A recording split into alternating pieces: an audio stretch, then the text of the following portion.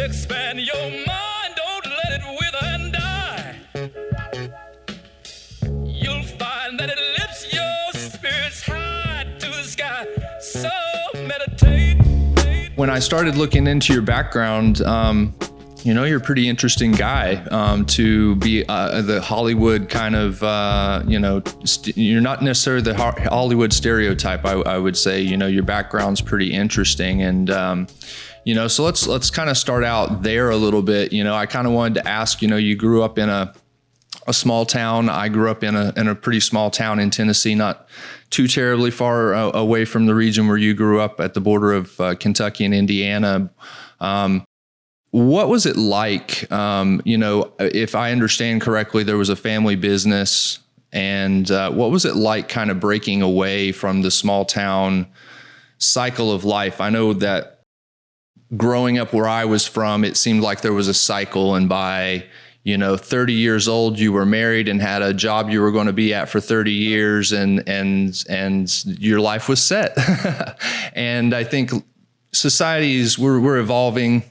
That's not necessarily there. That kind of job security is not there for most people anymore as well. But, I think that's still predominating. I know that for me, a lot of my family and friends back home don't really understand what I'm even doing in life most of the time, it feels like. So just talk a little bit, if you can, or tell me a little what it was like, kind of breaking out of that cycle and doing something different. Gotcha. Yeah. So breaking out of the home life cycle, it goes without saying, I was about to be introduced to a whole new world with a lot of things that, I could expect coming, and a lot of things I didn't see coming.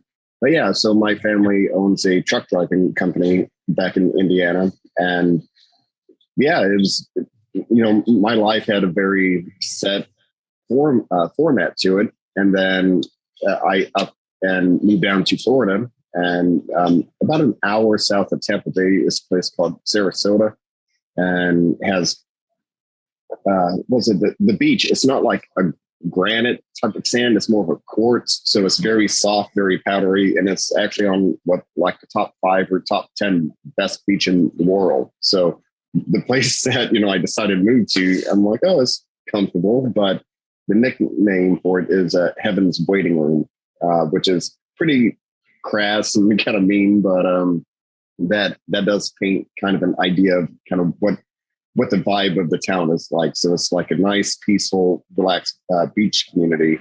But yeah, so moved there, and that's when it's like all of a sudden all my friends, all my family, everything I've known is back in Indiana, and now I'm here alone, but with my girlfriend in Florida. And then once I got wrapped up into print modeling and all of that stuff, we moved to South Beach, Miami, which is like the frat house of the country. It was insane. And then we broke up when I moved to New York.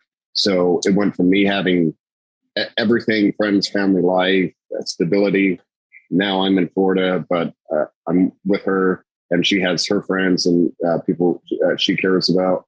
But then just the two of us went to South Beach, and now I went to New York. Now I'm completely alone.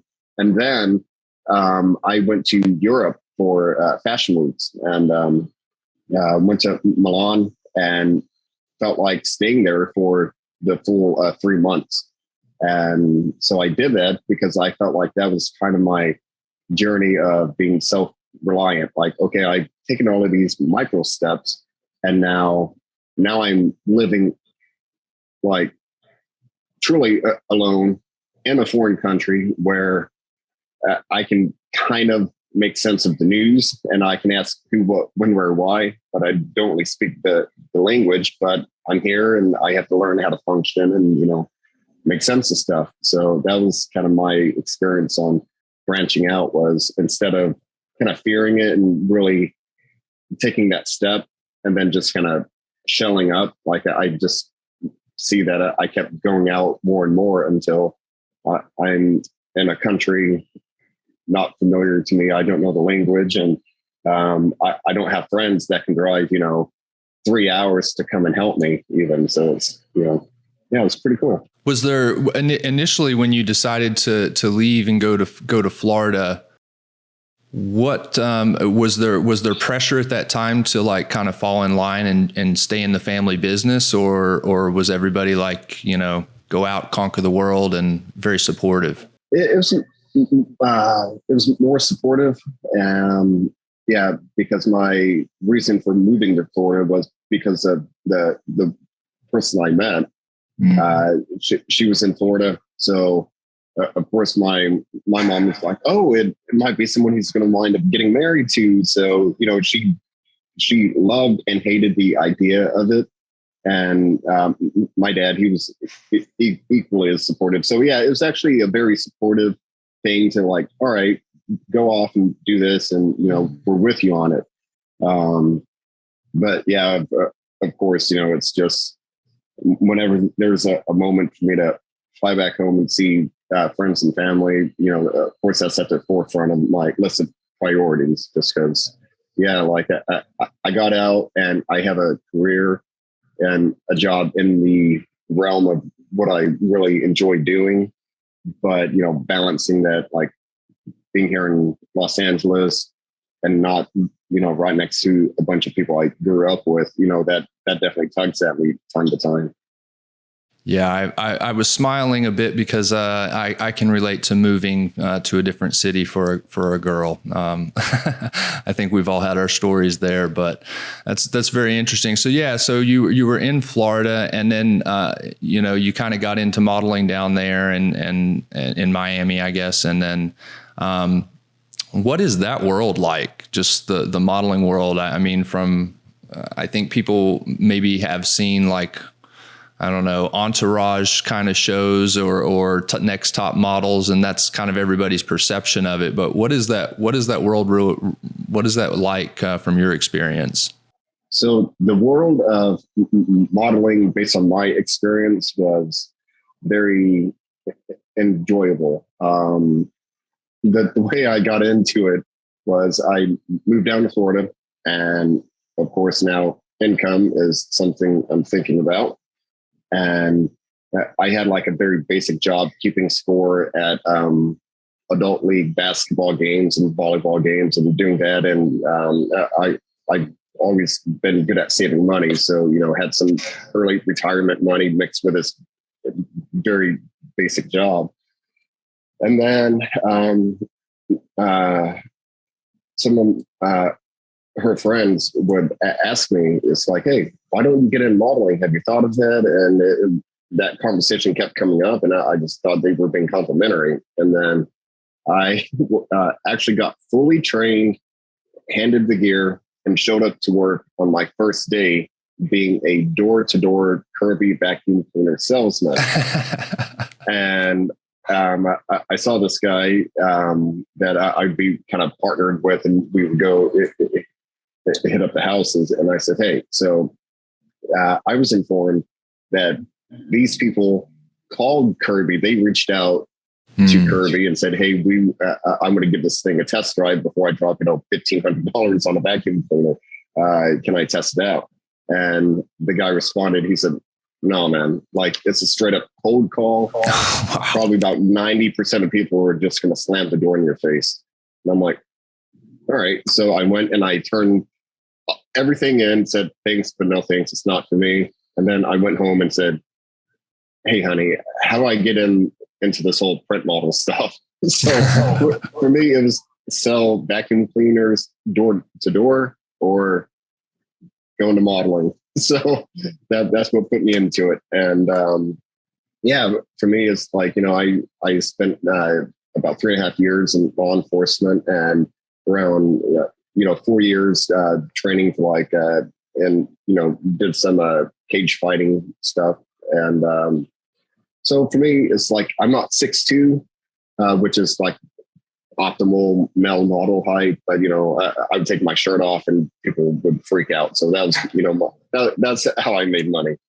So for me, it was awesome because all of a sudden everybody I'm being paired with it's like has a kind of a similar aesthetic. And then like the women I'm being paired with, it's all of these jocks, that, we're on a scholarship playing softball or playing volleyball or what have you. So I'm hanging out with, these sporty chicks that, it's just, they're very cool, very down to earth, to where they grew up being athletic versus like the high fashion models that the fashion shoots I've been on, and I've interacted with girls that, they aspired to become a model. Those are the times that I'm like, oh, you have kind of a diva thing going on. And, there's some stuff going on, but like the girls, back to it, that are just beautiful and toned and fit from playing athletics. They're like, yeah, same as you. You're a fighter, so you're in shape, and here you are, and I'm athletic. So that was a very interesting thing. But as far as like how the work is day to day, I actually love being in Manhattan. I truly felt like I was part of the machine, to where I would wake up and I'd have an agent call me every morning and say, hey, we've emailed it to you, but this is basically how your day looks. I had a gym membership at 2 different gyms that had multiple locations all over Manhattan.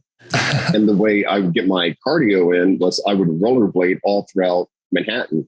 And that's also how I, really began falling in love with having a camera in my hand. Was I would do street photography. So I would slow down, take a picture, and then I would skate off and continue on to my casting. So, it's like on this day I have 5 castings. So just skate from point A to point B, and that's my day. And then on this day, I only have 3 castings with a 2-hour gap here. So in my satchel, I always kept a pair of swim goggles and a pair of Speedos. And so if I have 2 hours, all of a sudden, wherever I am in the city, I would find the nearest gym that I go, that I'm a member of, that has a swimming pool.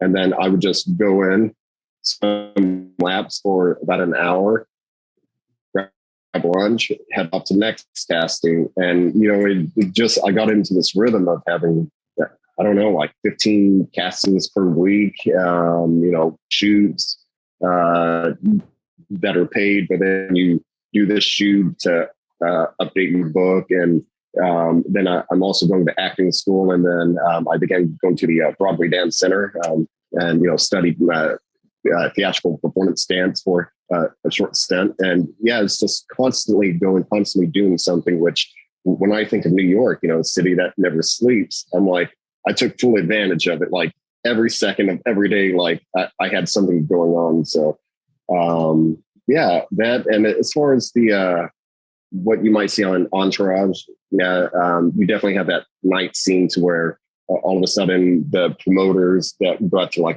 nightclubs, they're inviting me just to have me, hang out at their table with them and party down with them. And it's, kind of a, I guess, whole eye candy thing that comes into play there. But to me, it's like whatever is deemed like the hottest place to be in Manhattan. I'm walking past the line, going in the front door, and having a couple of cocktails for free. So I'm like, I'd agree to that. Just stand around and hang out. Yeah, that's a pretty sweet gig to be able to do that. How does that sort of feel like to be? Does that make you feel? Does that feel uncomfortable to be kind of, eye candy like that? Does that make you? I don't know. I'm a little bit probably bashful. I'm obviously not one of the 50 sexiest men alive, but what's that? How does that make you feel like in that respect? Shy.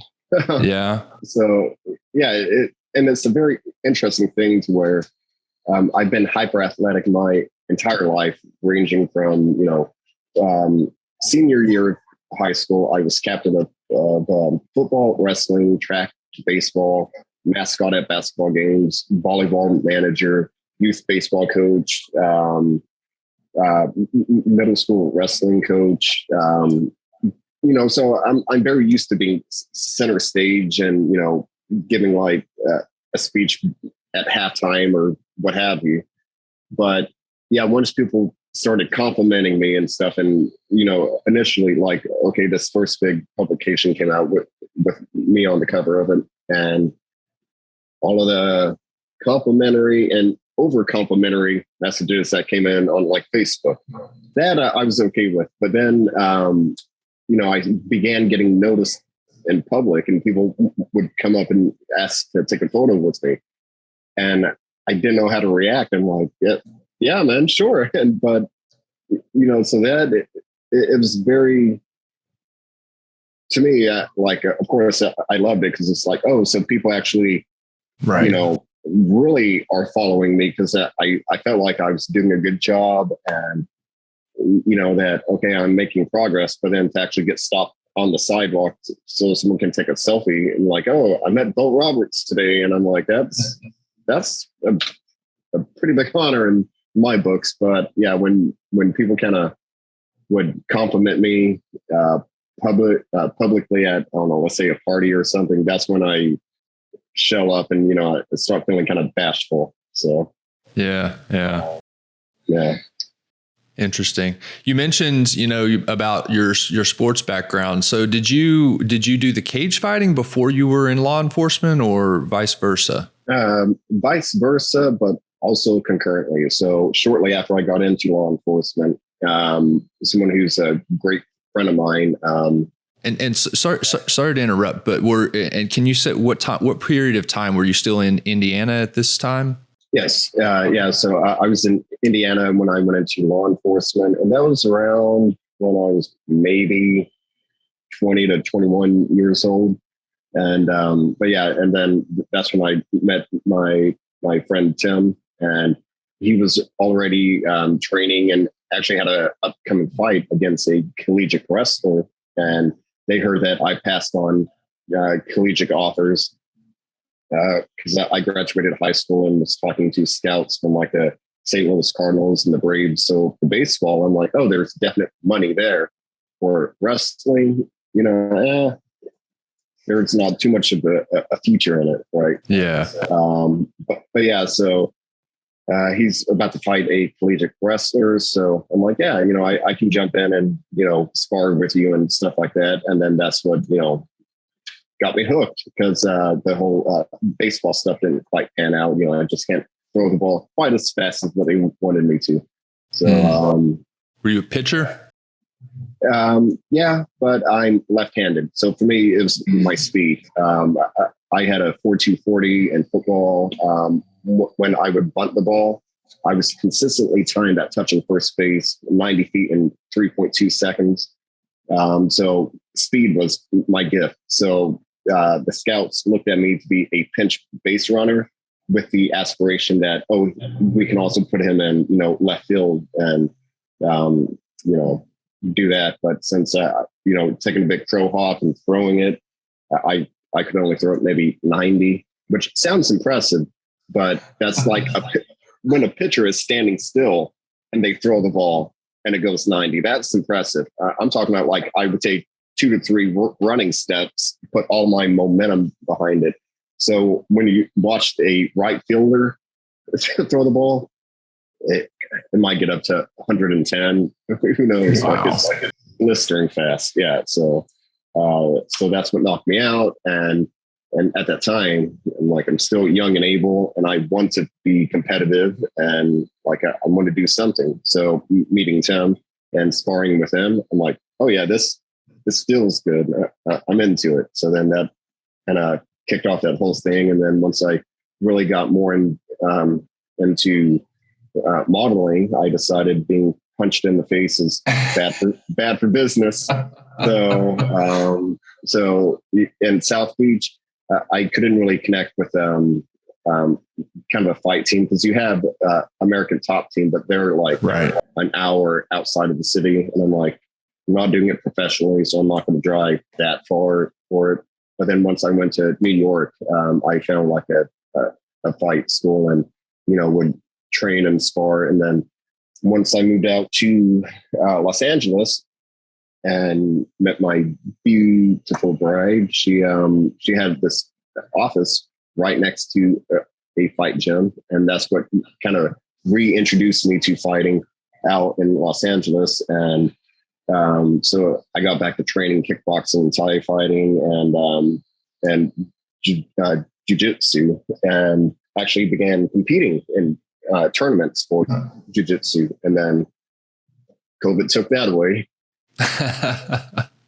Yeah, Mike's obviously, if you've listened to any of the other shows, Mike's a martial arts coach and trainer. And so I'm very familiar with how COVID impacted and the little workarounds that many of the those that are very dedicated to their martial arts, they got creative, let's say, to keep sharp while COVID was happening. Yep, no, I get it. So this was absolutely not during lockdown. So it was definitely outside of lockdown. But so for me, I continued training, but just with one person that I'm like, sure. I go here, I go home. We're being as safe as we possibly can. Are you on board with that? And we shook hands that, we're not training with anybody else. We're very cautious, have a mask on everywhere, and we both essentially work from home. So we kept training together, and then it got to the point that he said, "Hey, so I'm giving you a heads up. I'm going to start training with other people, and I'm going to see how you feel about it." And I was like, "Well, thanks for the heads up, but I'm out." So. And that was back in 2020. And I'm just now like officially got the itch back to just jump back into it. So I've been doing workouts to kind of precondition my body to, be litany of things that just tire you out when you train. Yeah. Do you prefer the jiu-jitsu to the Thai kickboxing? Those are or do you do any other styles besides that, disciplines? Well, I wrestled for 7 years, so that's definitely my base. And for me, Thai fighting, it really complements it because I have the confidence to get dirty and throw some knees and elbows and get close to them. Because if, the worst thing you can do is tie me up. Now you're doing exactly what I want.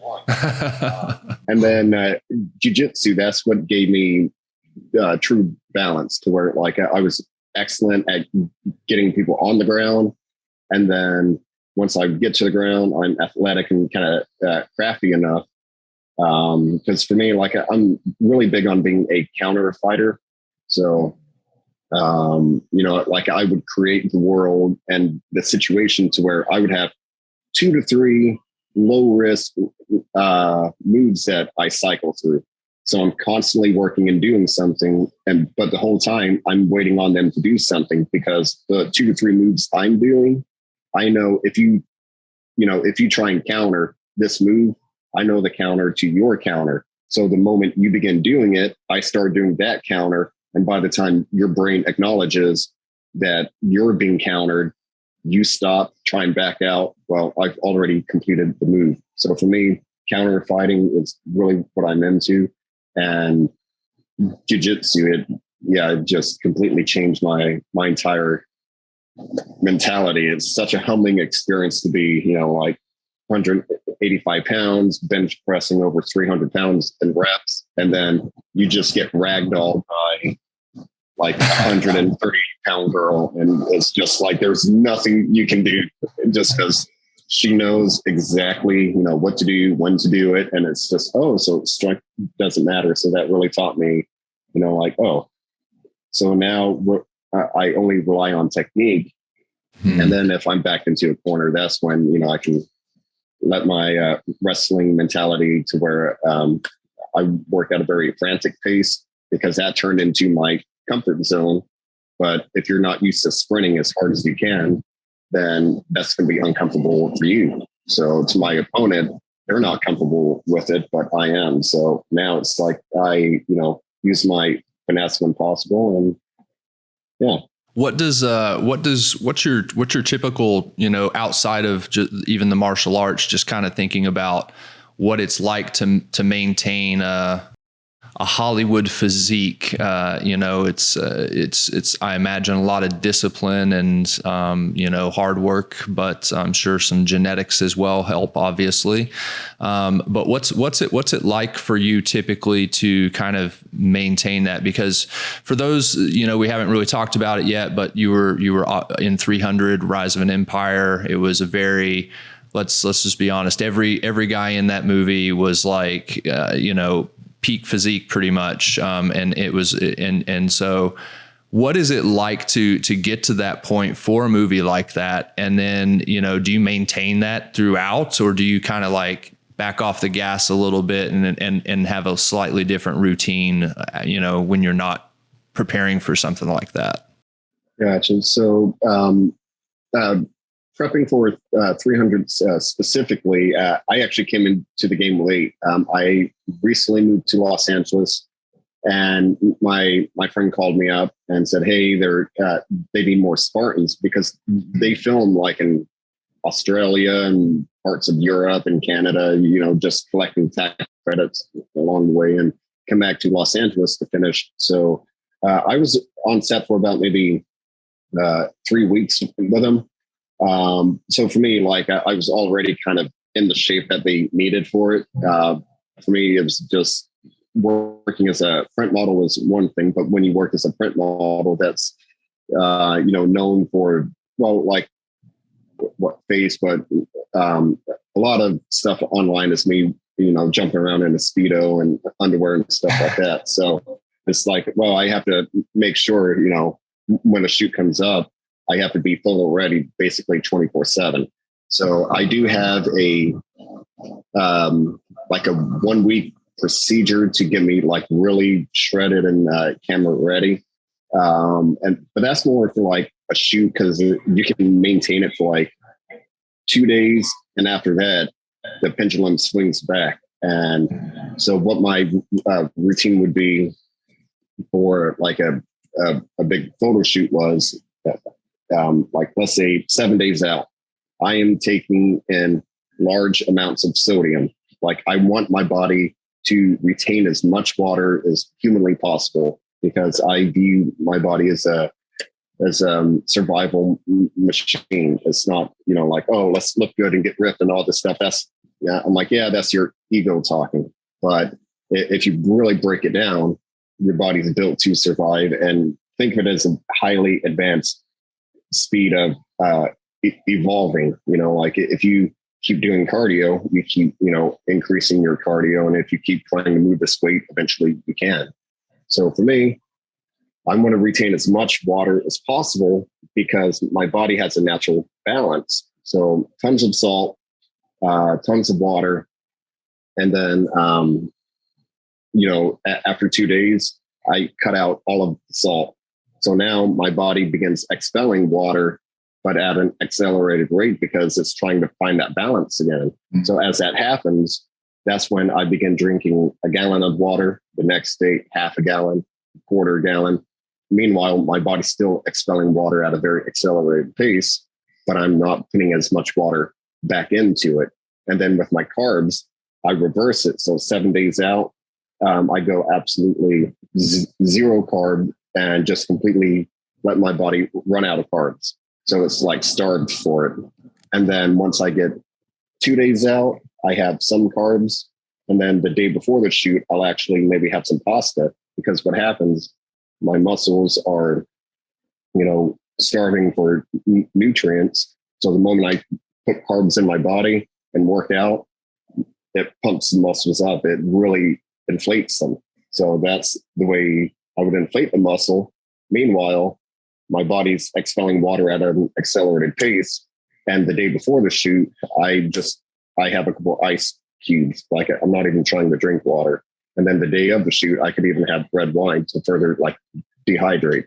So the skin gets, really sucked in and really pulled and stretched around the muscle. And the muscle now has a lot of fuel in it. So it's fully pumped up. So, that's kind of the secret I came up with. I was wanting to know how to do stuff like that better. So I studied the American College of Sports Medicine. It's like a type of personal training you can do. And I studied that just so I would know how to, how my body operates better. And from that, I learned, that sodium and that carb trick. So, so that would be me prepping for a 1-day photo shoot. But, obviously you can't sustain that because right.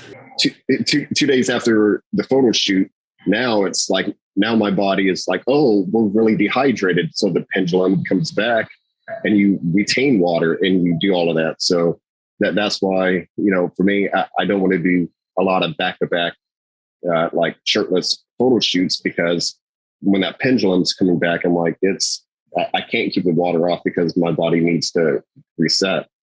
So what do you normal, like, what's your, not preparing for a shoot, like what's your regular kind of routine just to kind of stay in a an everyday kind of position to where you can turn on that 7 days if you need to?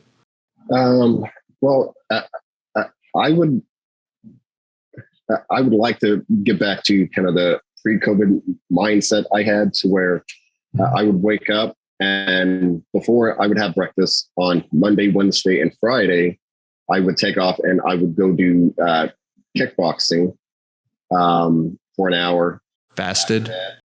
Yeah. And then after that, jiu-jitsu for an hour immediately after. And then I would come home, have breakfast, take care of the emails and work and so on and so forth.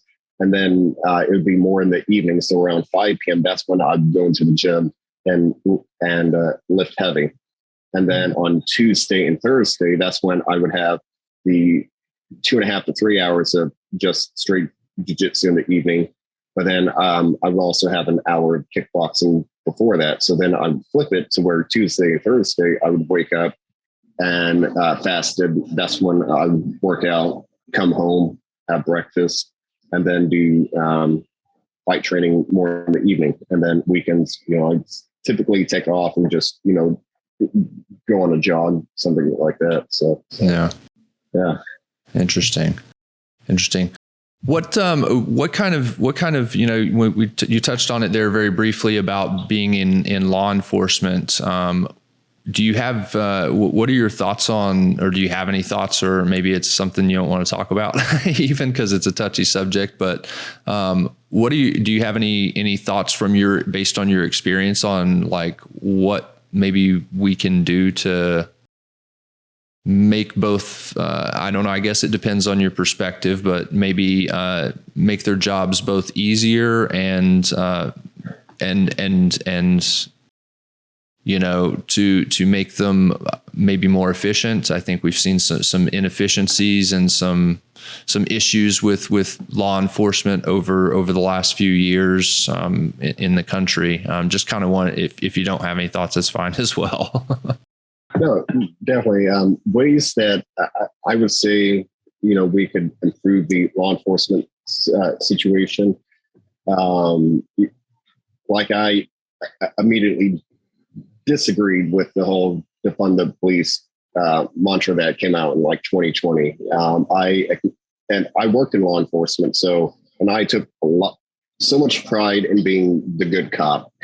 With that being said, I did work with some bad cops that I'm like, you shouldn't be one. But then also, just since we're kind of going more on that deep dive, there is a third type of cop I've acknowledged, but I've never heard it be acknowledged anywhere else. And if we bring up the whole, what's his name, Chauvin, that whole case with George Floyd, that's where you have Chauvin. I would say he's a bad cop, what he was doing. And then everybody else, if you look at them in the background, like they're slack-jawed and they're on their heels. So they're not bad cops, but it's that third type of officer to where you're a good person, but you shouldn't be an officer because you have to make split-second choices. And what's happening, go left or go right. Well, if you freeze, then that's a major red flag that you should not do it. So, you have this officer that's clearly doing something that's wrong. But he's a high ranking officer in that situation from what I remember. So all of those subordinates are standing around like, this doesn't feel right. Right. But they don't have that gear within them to say, no, like pull him off. We have to stop this. So I'm like, you're more of a bystander. So that's just kind of my 2 cents on that.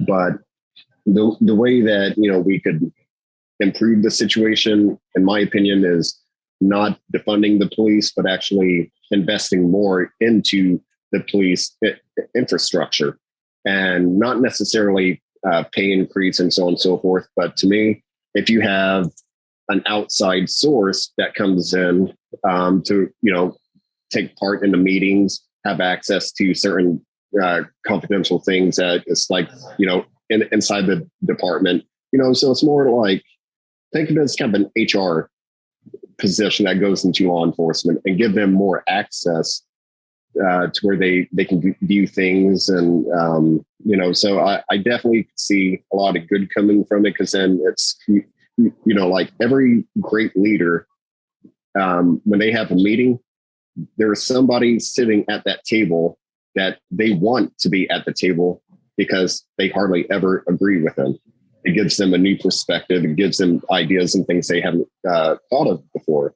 So, that could be a way to think of this HR person that have access.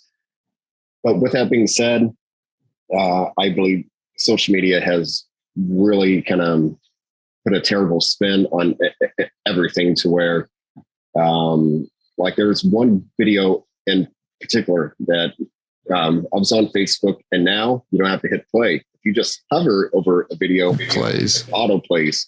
So, you go and it hovered long enough. 2 seconds into it, here's some white cop slamming some black teenage girl to the ground. And it's such a violent, interaction, and people screaming, and it's like, get back. And, it's a very, intense moment. And that's how you're introduced to this situation. It's just with that type of violence.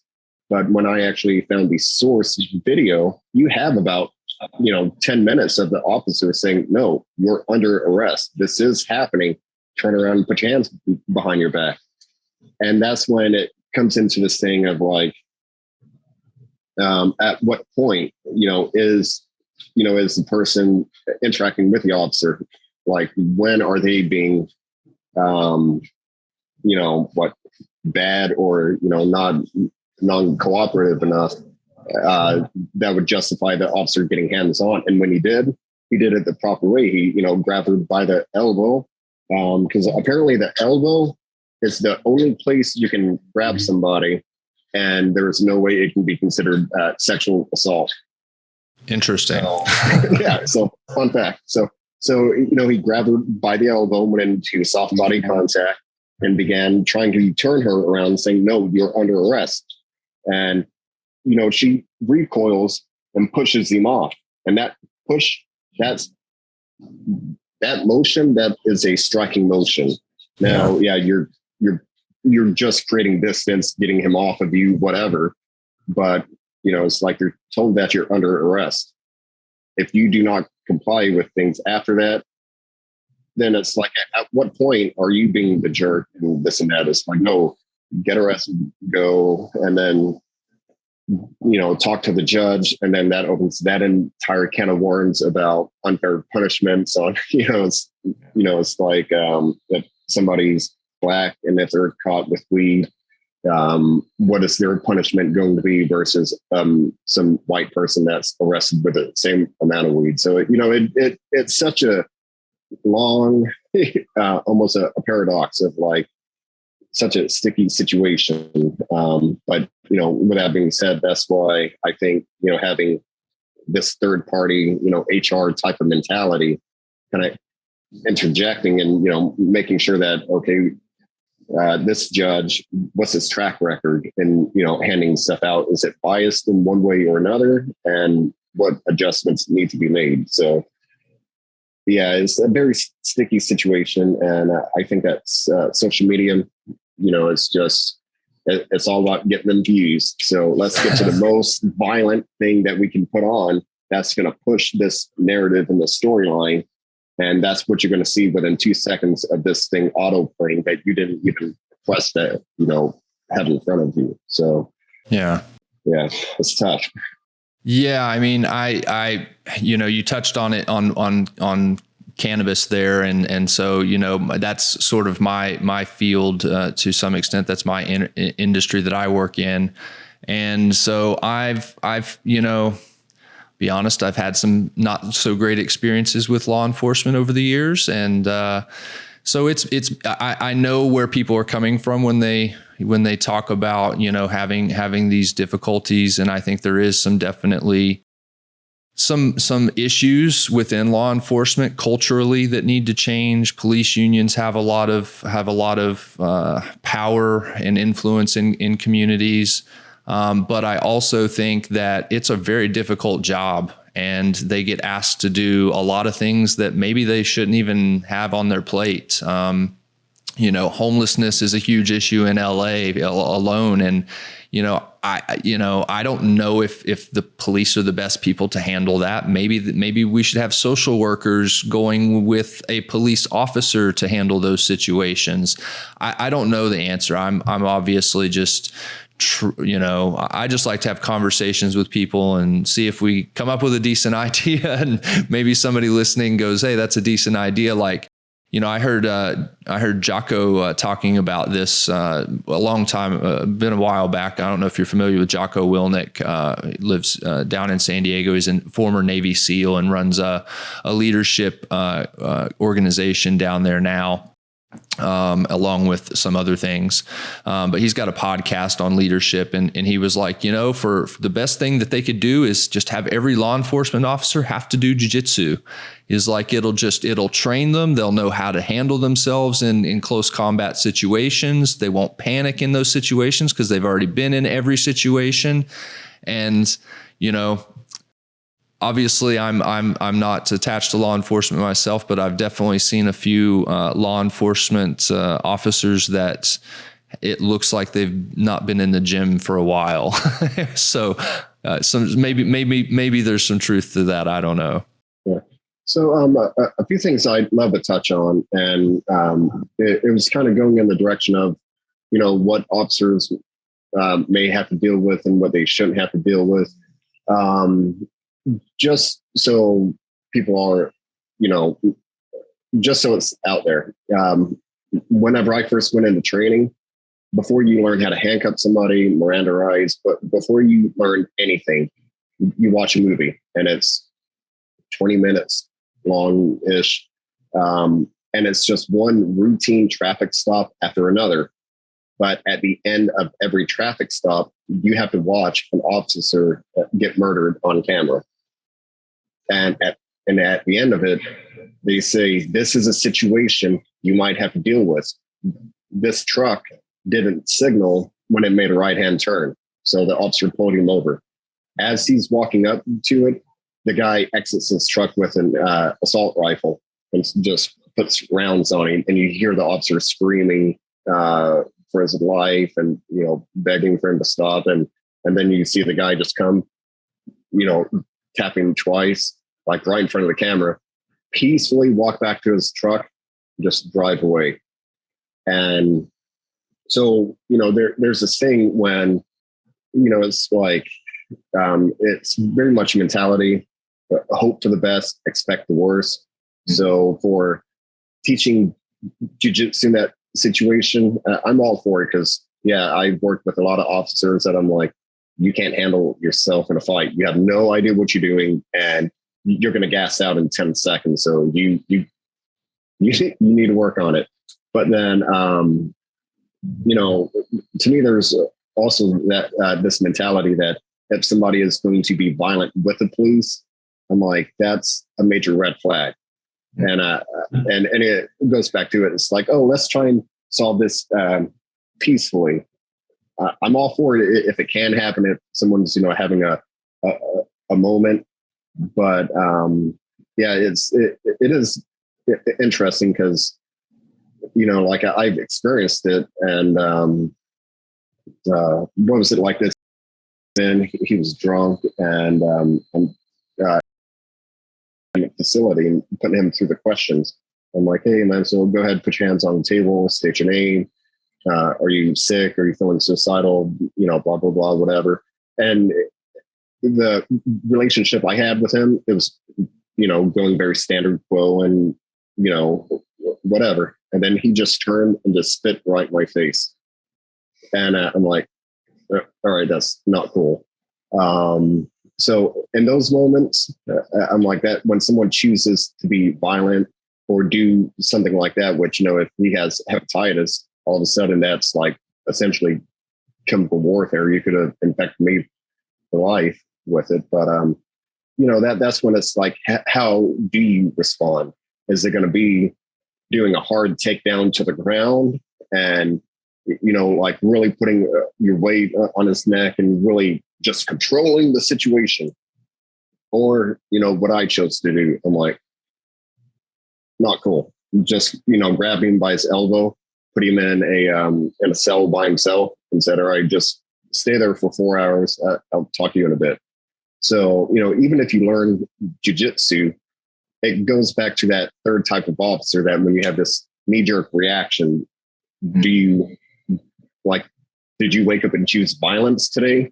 Because like if somebody does something, he just spit my face and I'm like, well, if he infected me, that's done, but he's not like coming at me trying to hurt me.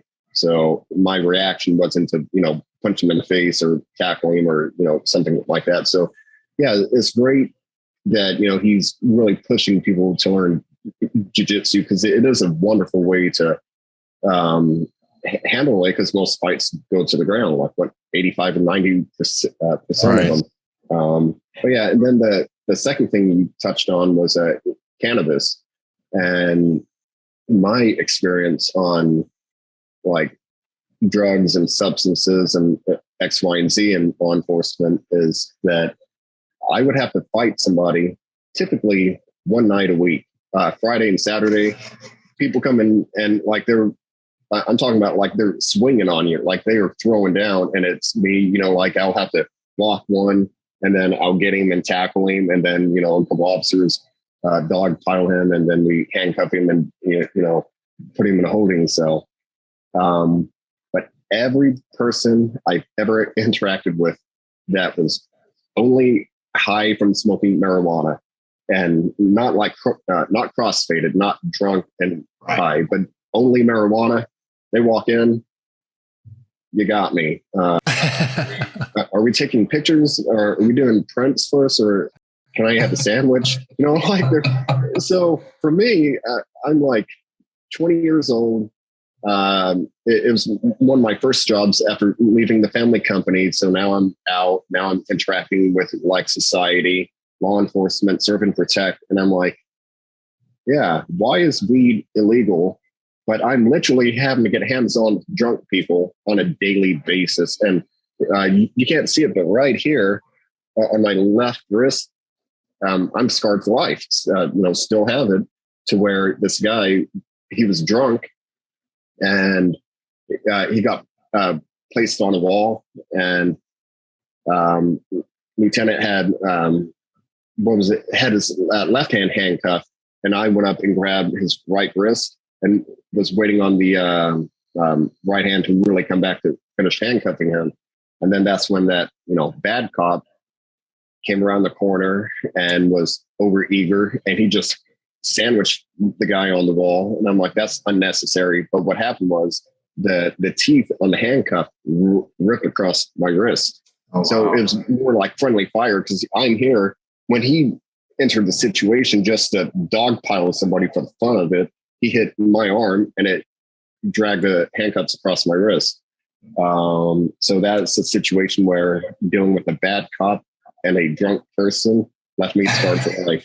But anybody that came in from smoking weed, they're like, they would ask me for food. I say no. They're like, okay. And that's it. I mean, what are you going to do at that point? You know, you're caught. The only thing you're going to do at that point, if you're in that situation with law enforcement, is you're going to make your situation worse. That's the only way it's going to go. It's going to get worse. So you've done some movies. You've obviously done modeling, but you've really gotten into it seems like most recently kind of writing, directing, you know, doing some of your own shorts and own films and that nature. And then you've just released, I think not too long ago, The Great Awakening. And correct me if I'm wrong, but it was filmed during COVID. It was, during COVID, but it was like very early in 2021. So when I'm watching it, they talked about, they mentioned your name actually in the film. And then they talk about how that you've got this project going on where everybody's filming their own independent pieces and you're putting it together as a real film. Is that actually how this film was made? No, not at all. Okay.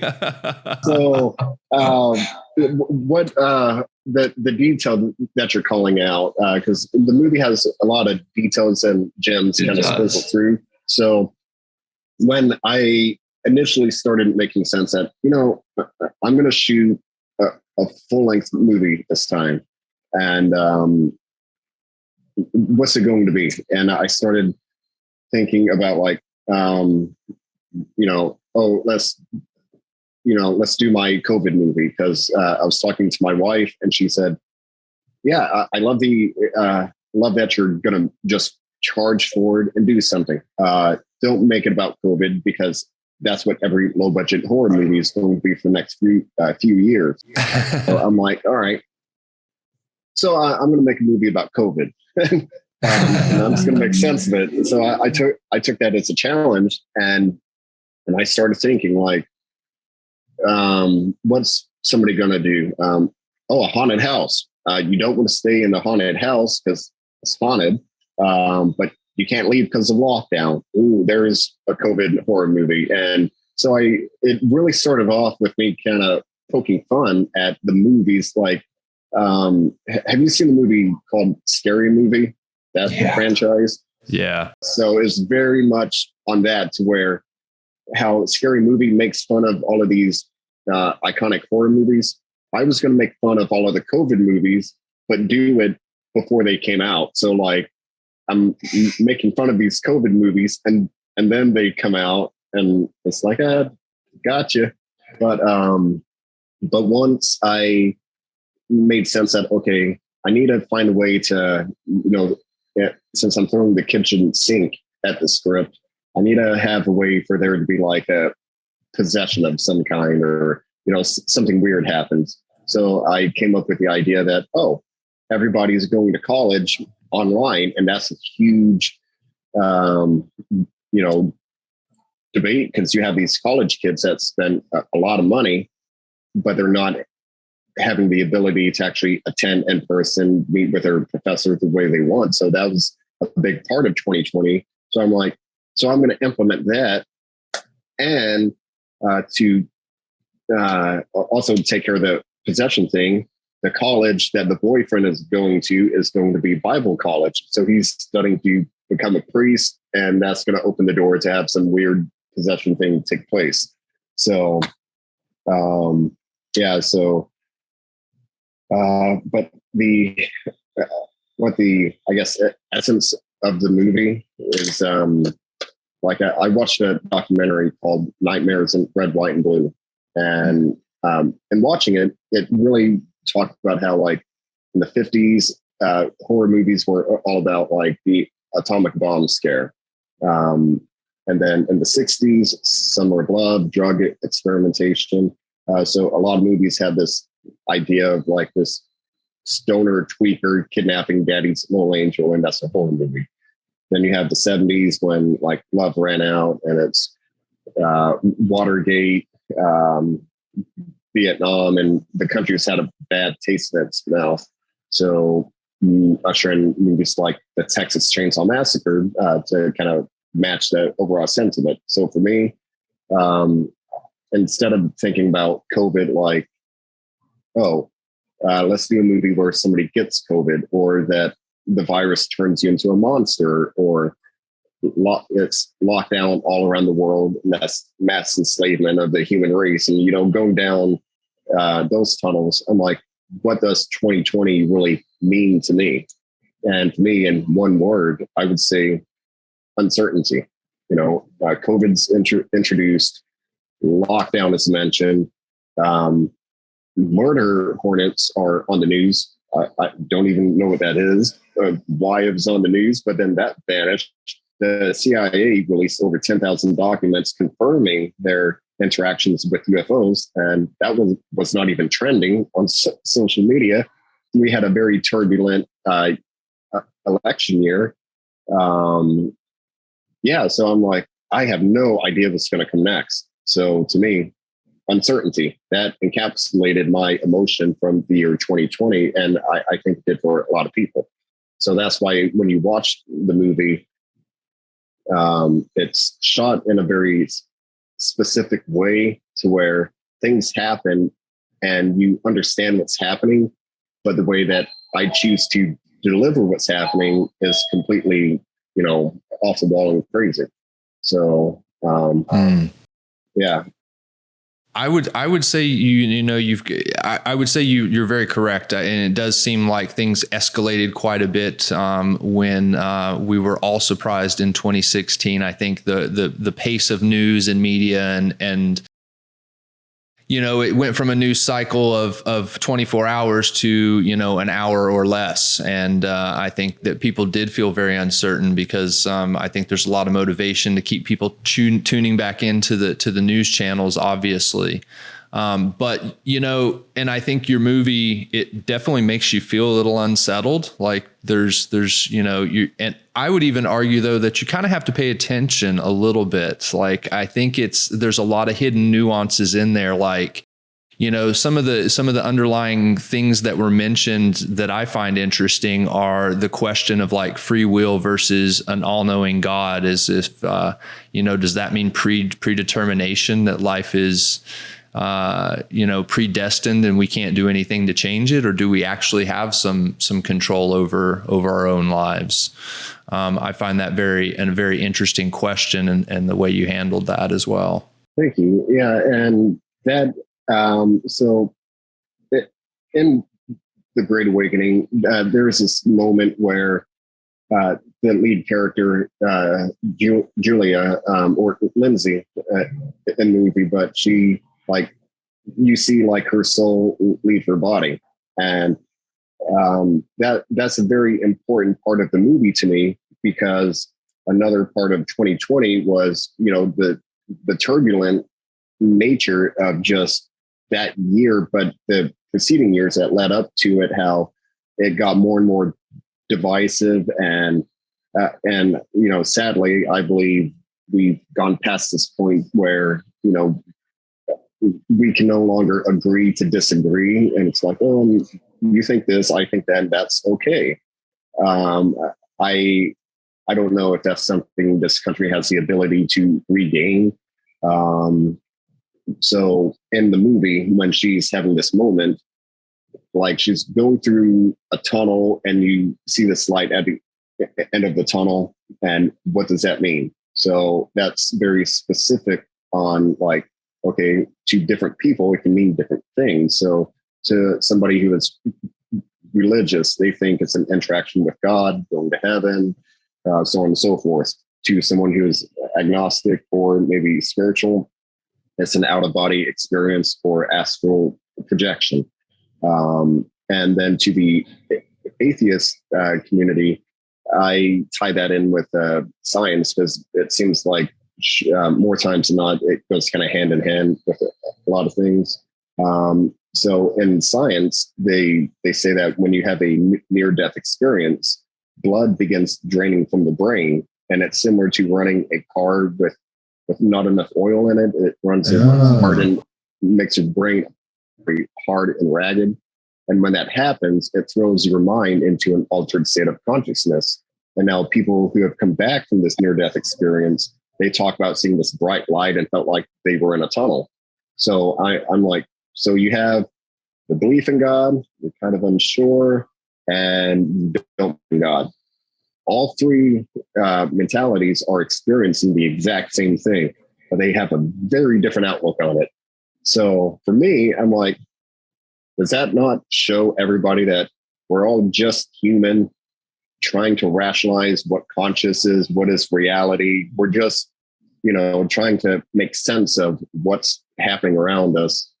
So can we just pump the brakes on the aggression and be like, yeah, you think this, I think that, and that's okay.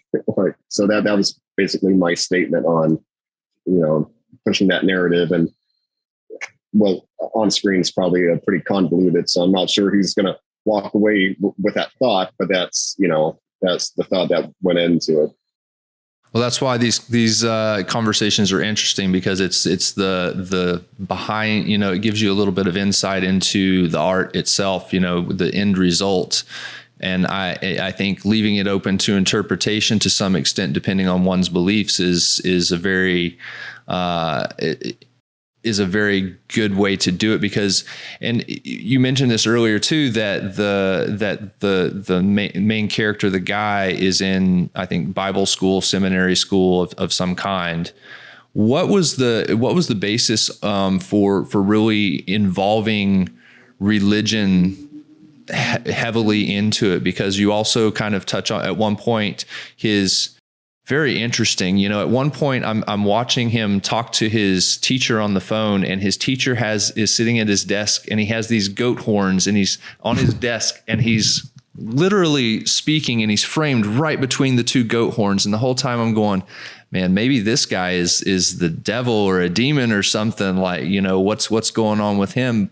But then he comes over later to try, there's like this exorcism scene that doesn't go, that has an interesting result, I will say.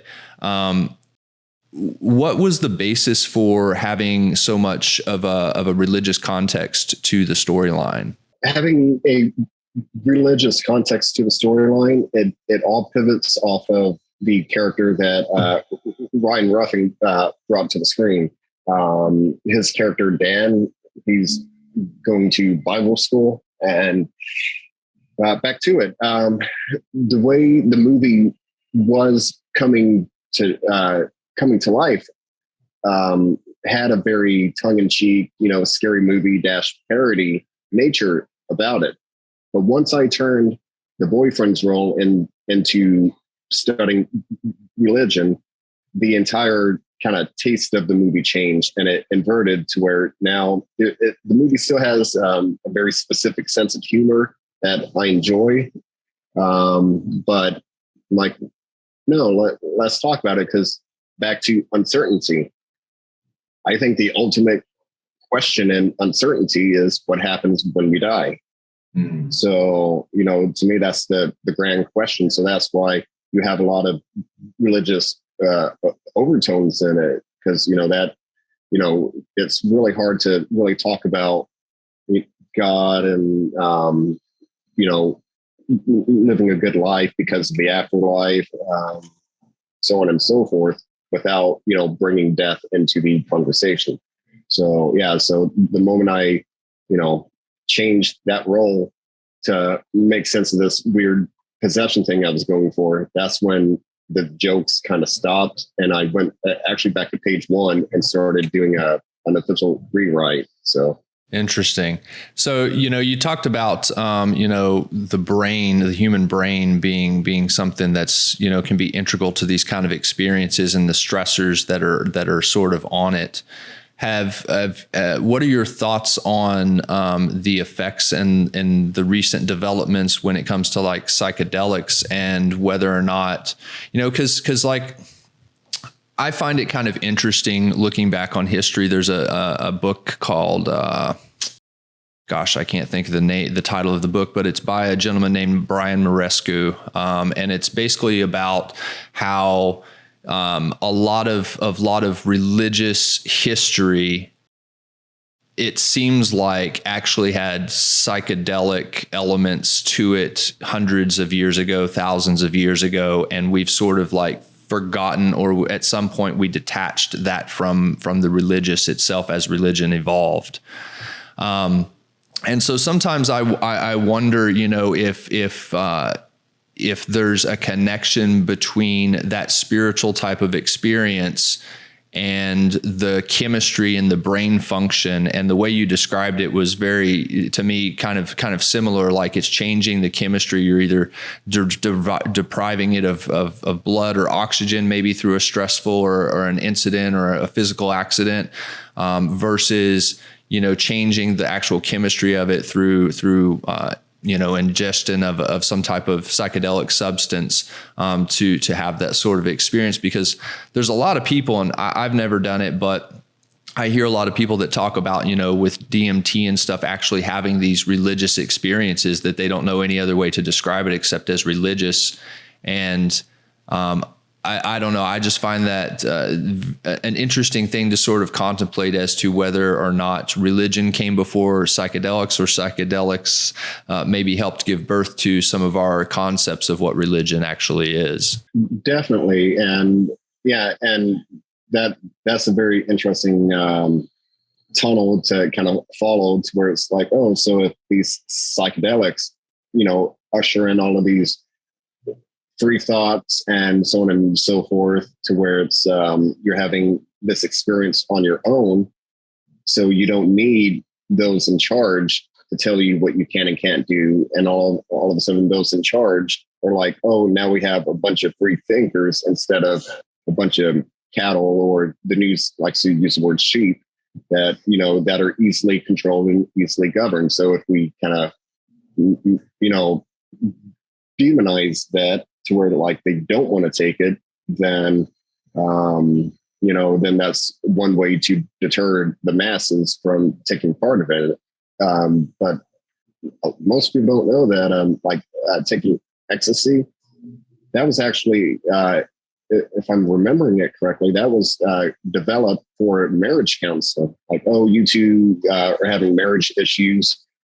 Take 2 pills, you'll go home, you'll screw like bunnies, fall madly in love, and and begin healing the relationship. So you have that mentality. And then like when you take mushrooms, I've interacted with people at like parties that told me that they were on shrooms, and I'm like, that seems like a horrendous idea. To me, it's like that. I can never do that, because when you take mushrooms, it allows your brain to reach a memory from a different vantage point. So like, let's say if you have a memory of being a young child and your father is always upset, getting on to you and kind of being rough on you, and he was never in a good mood, and X, Y, and Z. So you go through life and you grow up having this mentality that your dad was kind of a prick, right?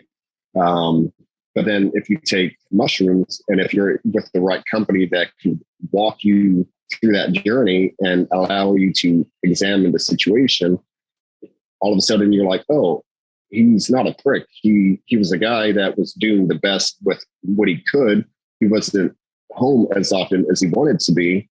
So the small amount of time he had with his children, he used as parenting moments. He was being a parent instead of trying to be the kid's best friend, giving them ice cream and a bunch of stuff they don't need. So his priority was to be a parent that raised a good child, and he was working himself and overworking himself to provide for that family. So all of a sudden, you can begin approaching that same type of less than happy father figure, but you're approaching it from a vantage point that now includes compassion and a certain new lens that you're seeing that memory from. So that's something that mushrooms can help you do. But then if you take mushrooms and then you go into a nightclub with pulsing lights and people, hey man, how's your night going? Like okay, I don't want to think about what kind of rewiring your brain is going to walk away from, because when people talk about having a bad trip that they don't come back from, like I can see that happening in that situation. Yeah, absolutely. It's one of the things about setting and mindset, are a huge aspect to that. And unfortunately, people have kind of, I think, adopted these things as party drugs, but I think we're going to see a lot change. You mentioned the two that are going to be at the very forefront of this, psilocybin and MDMA. They're going to get approval, and they're going to they'll be taken over by the pharmaceutical companies, but they're going to it'll be real medicine that's coming away from these substances for people who are working through emotional and mental PTSD and a lot of different things. And if it can help people, and it has, I don't know what the process to make it into a pill is like, but if they can manage to do this without the side effects of, some of these other serotonin, based substances that are currently in use by doctors, I'm all for it. Whatever will help people is kind of how I feel about it. So, you touched on on something else there. You mentioned very briefly a while back UFOs, about all the UFO stuff coming out, and then I also noticed that in your movie you have. I don't know if you do, but I kind of perceived it as a little bit of a play with alternate universes, alternate dimensions. And so, like, I just have to ask: do you follow the whole UFO? Is that of interest, and what are your thoughts on it, if so? So it's more like the news feed for UFOs follow me. Like it pops up on my news feed enough to where I guess there's somewhat of an interest, but it's like I don't seek out and watch documentaries about UFOs. And so it's something that I think from all of my searches online, there's this joke that says, like, "Hey, CIA, I'm not a serial killer, I'm not psychotic, I'm a writer." Right. So a lot of the subject matter that I come up with, that dovetails with the horror genre and science fiction. Yeah, there's a lot of stuff that I look up. So I'm used to seeing stuff to where you have someone with their iPhone down in like Brazil, and you have a very peculiar, set of lights in the sky, and all of a sudden they, rotate and come over here very quickly, and then it drops 200 feet, and then it, goes up and vanishes in less than like 2 seconds. So I'm like, yeah, what was that? But it hasn't really provoked me to go in depth on researching it and making sense of it. Gotcha. Yeah. The way I just, when you threw it out there, I didn't know if you maybe had went through and read the whole Pentagon release papers or something like that. Yeah. Interesting. So tell me a little bit, before I let you go today, tell me a little bit, let's talk a little bit about your writing process. Like, if you don't care, like what's your writing process when you sit down and you've got maybe just a general idea for a movie or a film? What do you do? What's that process like, getting that down on paper and then kind of, fleshing it out until it becomes, that finished product that you can go out and actually execute with? Right. So my writing process is actually very spontaneous, and just about every idea I come up with, I put it on my phone. I go into notes, and there have been multiple times that I would go to the gym, and I've been athletic my entire life, so warming up on the treadmill, I think that's where I meditate, because I've done it for decades, doing the warm-ups where I don't even think about it. So I'm just going and my mind wanders. And that's when I call it my flash of inspiration, right? I just have the entire idea, like, this is it. So all of a sudden I have to stop the treadmill as I'm walking home. I'm on my notes, just putting as much of it down, because it hits me in such a way that it's literally a race against time to try and get every detail on paper. So I put it on the notes. I get home and then I open notes on my computer, and then I just copy and paste all of that. And like, I typically jam out in a live Google document, because then I can invite some people and I can put pictures on it and links to whatever. So I do that and just put as much of the framework down as possible. And once that happens, I notice that the next day I wake up, I'm like, I'm exhausted. Like, it was such a, well, like back to taking MDMA, like when you take it, it releases all of your endorphins. So back to your body desperately wanting to, it's a survival machine and it wants to have that balance. Well, now it takes a few days for it to, kind of spool back up. So I think when I have that wave hit, it's such a wave of excitement and I get so into it, the next day I wake up and I'm foggy. Like, I need an extra cup of coffee, at least one, and gotta shake the cobwebs out. But then as far as my writing process, so I have the gist of what I'm doing, and there's a term called the note behind the note. Like, this is what we're doing, but what are we really doing? So like, we're doing this scene about flying through a tunnel of light and there's a black hole. But what we're really doing is talking about how humans are searching for, their own explanation on reality. So that's a note behind the note.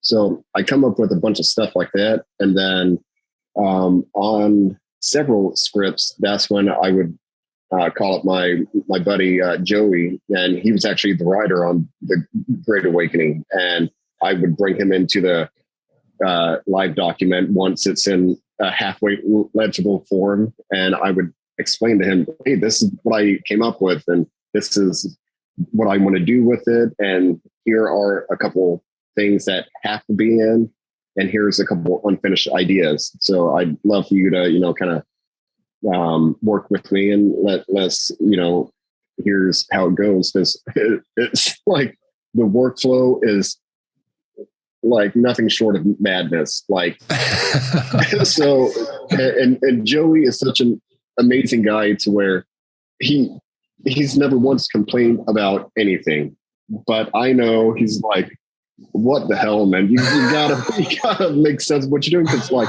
I'll send him a thought and the next paragraph of that thought now turns into a script.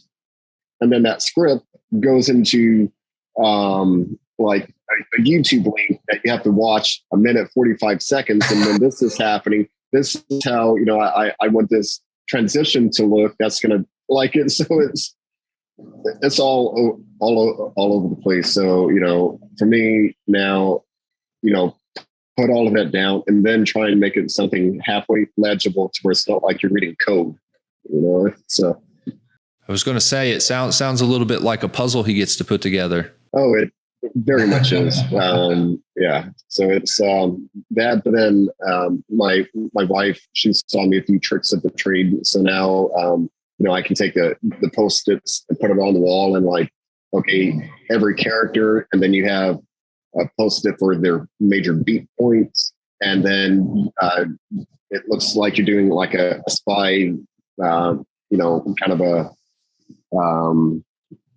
I don't know, a spy scene where you have like a yard of string going from here to there and going all over the place.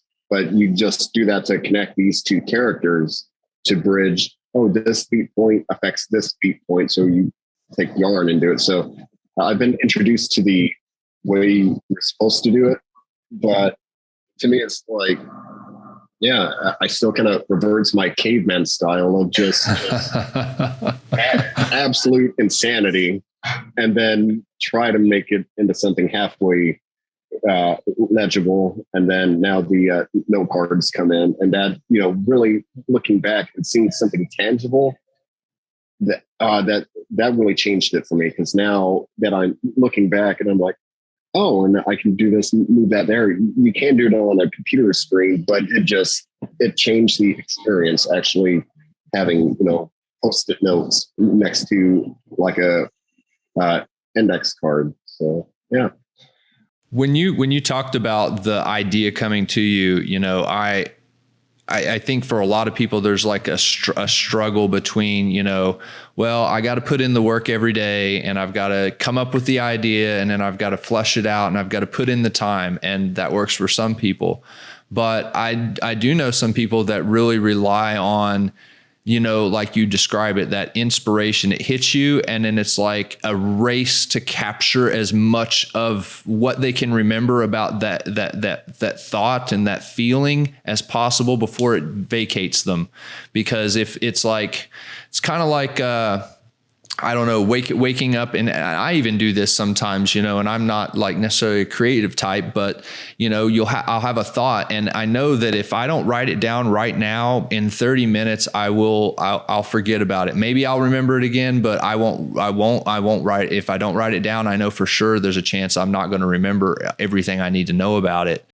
Do you feel like when those moments of inspiration come and you have that like spark of genius, you know, for an idea, do you feel like it's like you coming up with it, or do you feel like it's like, you know, because you're talking about being in sort of that meditative state a little bit, you know, where you're running and you're sort of in that mind state. Do you think maybe during that state, you're just maybe more opened up to receiving the ideas of the universe, like something like some divine muse that's sending you something, and for that 5 minutes you're kind of receptive to it, and then after that your mind's going to close back up and it's going to be like back to normal human worrying about this and that again? That's a very interesting way to put it, and I do enjoy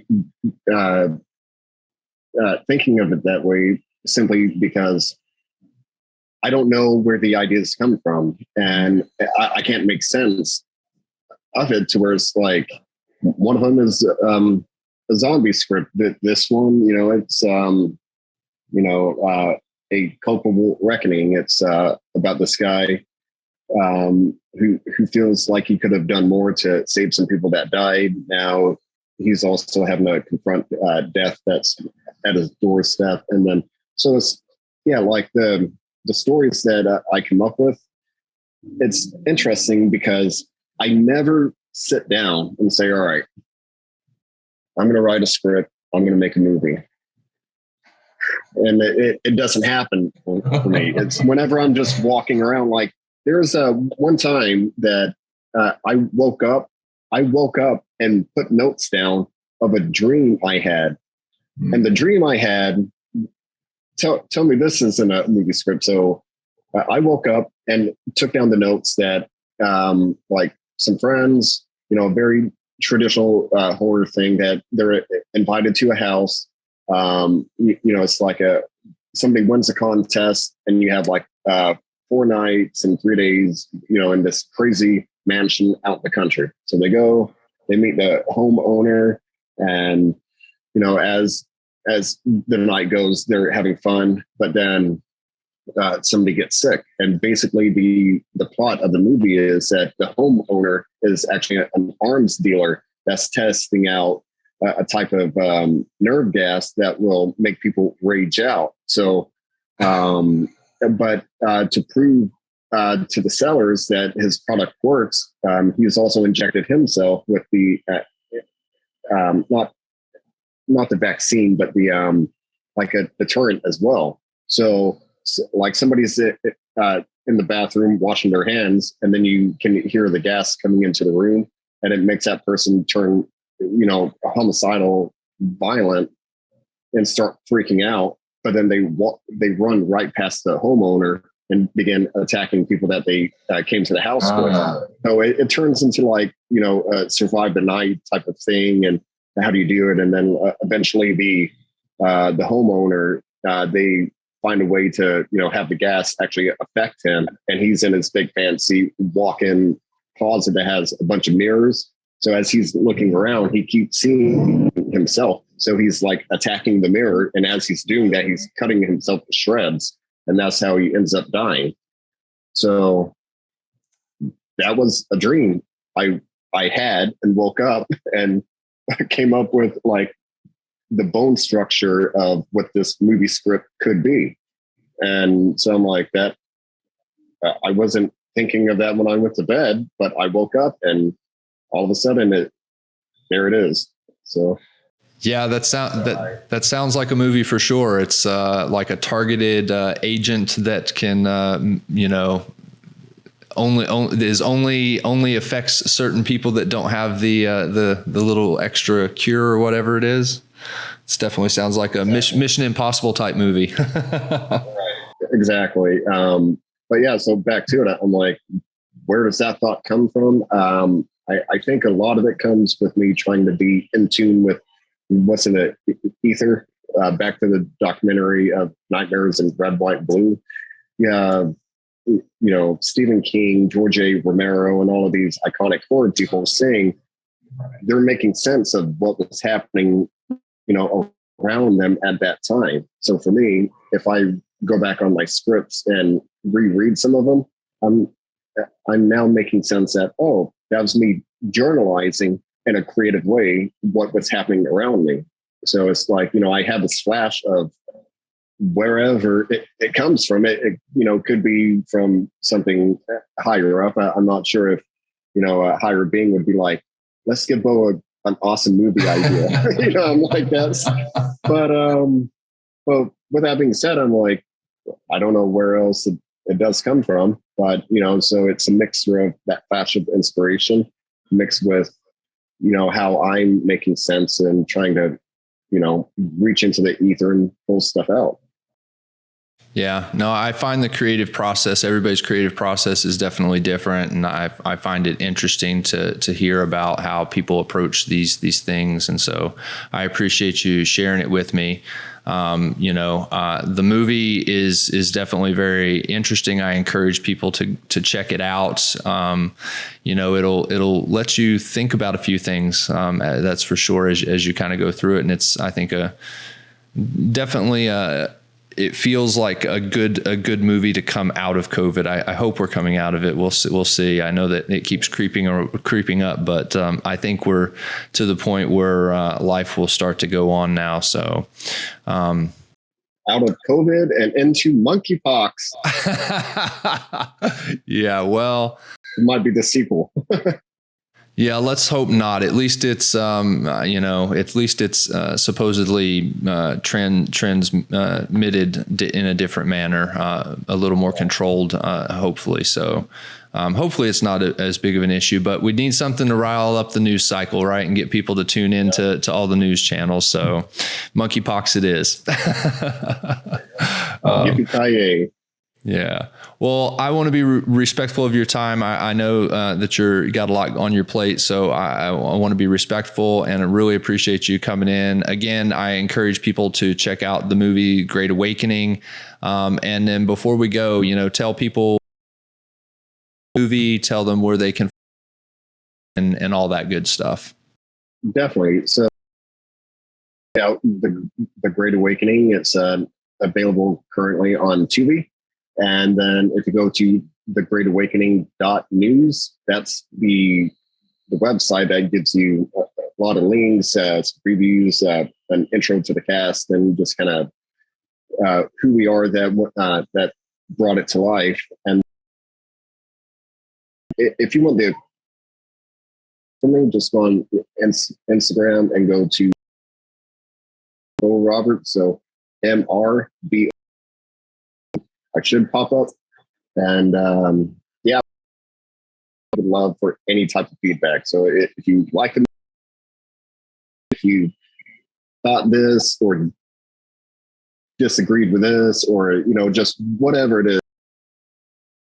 We started with me talking about being an athlete. So for me, I'm very athletically minded, and in the sense of whatever feedback is, if it's good or bad, that's something I can use to sharpen my tool, kind of improve on the next one, and just do it. So, people that love horror movies or science fiction, because it seems like this movie is leaning more in a science fiction fashion that has horrific aspects to it. So on the scary scale, I'd say it's a C, maybe C plus. So not too bad, but yeah, that's it. Yeah.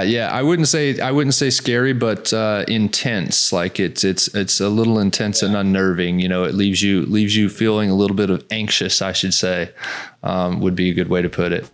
Well, awesome. Well, thank you again for joining me this afternoon. I greatly appreciate it. Yeah, great chatting with you, Matt.